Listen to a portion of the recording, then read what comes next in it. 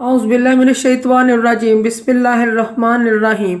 शुरू करती हूँ मैं अल्लाह के नाम से जो नहायत मेहरबान और रहम करने वाला है।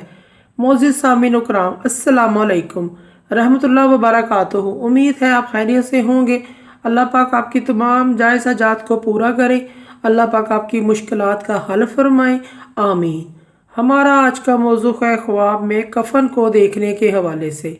इसकी मुख्तलिफ़ सूरतें हैं और मुख्तलिफ़ ताबीरें हैं जो इस वीडियो में बयान की जाएंगी।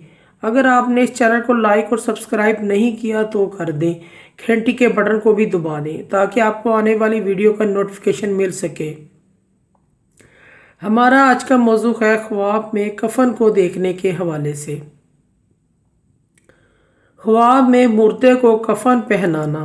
इसकी ताबीर ये है कि ख्वाब देखने वाला मुर्दे का तरीका पकड़ेगा।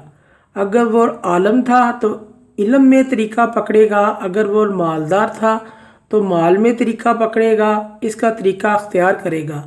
अगर वो कोई भी काम करता था, जैसे कारोबार करता था, तो कारोबार में इसके तरीके को पकड़ेगा। गर्ज के वो कोई भी काम करता था, ख्वाब देखने वाला इसी के तरीके को पकड़ेगा।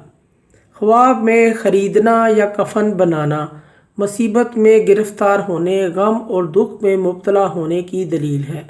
ख्वाब में मुर्दे का कफन उतारना, वो मुर्दा अपनी कब्र में ज़िंदा है और इस मुर्दे का हाल नेक है। ख्वाब में मुर्दे का कफन फाड़ना मालो हराम जमा करने की दलील है।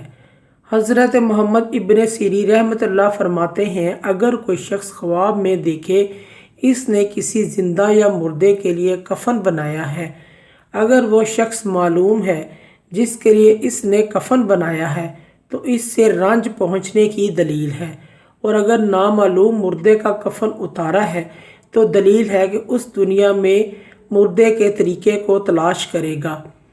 मोअज़्ज़िज़ सामीन कराम, अगर आपको हमारी ये वीडियो पसंद आई है तो इसे सदका जारिया समझकर ज़्यादा से ज़्यादा शेयर करें। अल्लाह पाक आपके हामी नासिर हों। जज़ाकल्लाह।